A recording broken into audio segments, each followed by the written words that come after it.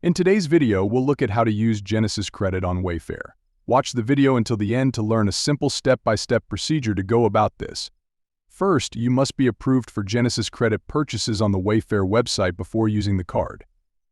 If approved, move the items you intend to purchase from Wayfair into the cart. Click on the Checkout button from the cart. This will redirect you to a payment information page.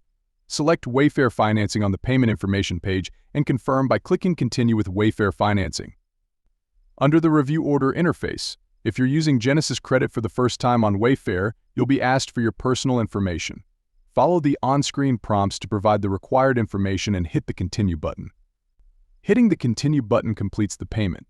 Your Genesis Credit balance will then be displayed, and only the last 4 digits of your Social Security number will be required for future purchases on Wayfair with Genesis Credit. And there you have it. Using Genesis Credit as a payment mode on Wayfair is that simple. Thanks for watching, and until next time.